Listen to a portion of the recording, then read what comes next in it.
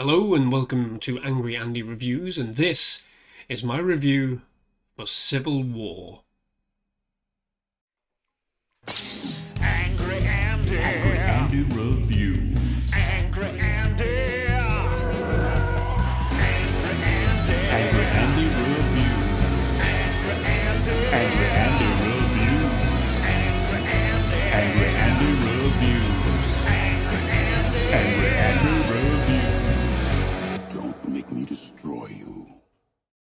So, Civil War, directed by Alex Garland from such films as Ex Machina. This film is a tale about a dystopian future United States of America that's no longer united, and they're fully embroiled in a massive civil war stretching across the entirety of the United States itself. Multiple different factions exist as a result of a president in charge. We don't know which party he's in charge of. It's left very ambiguous, having him take up a third term, thus embroiling everything into absolute carnage and chaos. The film follows four journalists as they trail across an undisclosed amount of distance. I think it's about 500 miles, to be fair, and they are on their way to Washington, D.C. with the hopes of confronting the president himself before the president is captured and defeated by those rising up against him. This film is, it's very somber. Anyone expecting, I would argue, out and out action, it's not what you're going to get. There are a lot of action elements in this film. There are some very interesting scenes, especially towards the end of the film, where the action does ramp up. But this is a very somber affair. There are a lot of smaller moments within this film that really centralize on what really happens when law, order completely vanish and everyone is out to defend themselves. Everyone's out to claim their own freedom, their own security, and quite simply, it's humanity at its lowest ebb. There is a point in this film where they do explain that the president saw fit to dismantle the FBI in its entirety, and that will give you a good sense of what is going on in this film. It's utter carnage, it's utter chaos. There are factions all over the place, and interestingly enough, aside from the odd mentions of who's supporting who and who's rising up and where they're from, there's very little sort of visual cues as to which side people are on, and the film plays with that impeccably well. There are a lot of moments in this film where people are asking questions. Who are you fighting? Who are you for? And nobody really seems to give a straight answer. It's very strange. Obviously, there is the line against the president and those supporting him, but in amongst all of this, there are these other factions, these other groups seemingly doing their own thing, and it just adds to arguably the believability of what happens when humanity is just completely lost within a given situation. This film, it's extremely well executed in terms of visuals, in terms of sound. The sound is piercing in a sense that we're not treated to an overabundance of explosions and sound effects along that. Of course, towards the end of the film, we do get that. But in the early stages of the film, a lot of it's quiet, a lot of it's quite tame in a way, and that in itself adds an uncomfortableness to everything, because, like I said, you're not really sure who you're supposed to be following aside from these journalists, who's in the right, who's in the wrong, and the lack of sound, the lack of any sort of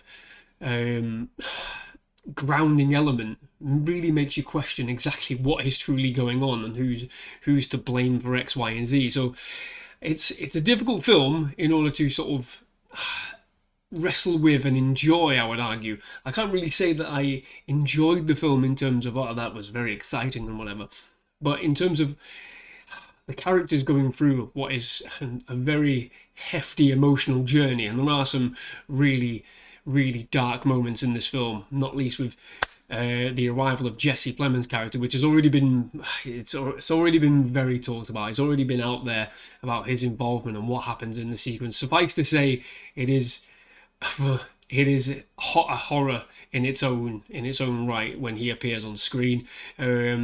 He's superb, but then all the cast are superb in this. Kirsten Dunst is absolutely fantastic. It's great to see her in a film, in a role where she's front and center here. She's completely invested in everything, and she goes on quite an emotional journey throughout this. But Wagner Moura, I'm a big fan of his. I want to see him in more stuff, and he is absolutely superb in this. But everything is sort of played with this almost documentary style, and it works with the film. We are tight with these reporters. We're with them every single step of the way. We never really leave their side, and it's almost as if we're a part of this journey as well. We're a part of what these journalists are going through, and we're seeing firsthand everything that they're seeing. And for that reason, it's excellent in terms of that execution. You really do get a sense that you are going through everything that they're going through. There's barely any music in this. Like I said, and what music you do get treated to is sort of soundtrack music that juxtaposes exactly what has just come before that. It almost adds to the unnerving sense of just absolute chaos, to be quite honest with you. What am I going to give this film, to be quite honest? I don't really say much more because this film moves at quite a brisk pace. It is only quite short when you think about it. It's an hour and 40 minutes in total, and everything does kind of move along quite briskly. So I don't really want to get into too much else because I'm cautious about entering spoiler territory. Suffice to say, I think this film will divide a lot of people. I think there will be those that absolutely engage with this fully. There will be those that don't see the appeal, and there will of course be those that react in a different way entirely, which I'm not going to get into. That's for you. That's for anybody else who feels that way inclined. I don't feel like this film was specifically targeting any specific political power, any sort of politician. I mean, it's easy to assume that would be the case, but I don't think it does. I think it targets something else entirely. I think it does target what happens on a human level when something like this does happen. So, what would I give this film? I'm currently sitting at about a 7 out of 10, I think. I think it is a very well done film. I don't think it's the best kind of film of the genre. I think it is very intense in a lot of places. Could there have been a bit more? Could it have pushed certain elements? For sure, definitely. Is there a chance it could have gone in a different direction for focused more on the action? Possibly, and that's what a lot of people may have wanted from this film. Not necessarily myself, but that's probably what a lot of people would have wanted. And could it have been more, like I said, more direct about who the finger is being pointed at? Possibly, but like I said, to me, that's not what this film is about. So I'm going to sit there with a 7 out of 10. Like I said, definitely watch this film. Let me know your thoughts. Let me know your opinions. What did this film say to you? Because this, like I said, this film's going to say very different things to very different people, and I don't think it leaves anything off the table, to be honest. Aside from that direct finger pointing, but that's for you to decide. Let me know your thoughts. What do you think about this film? Have you seen it yet? What do you think about the president in this film? Let me know your thoughts. Subscribe to the channel. Leave a like. Thank you very much for watching. Bye-bye.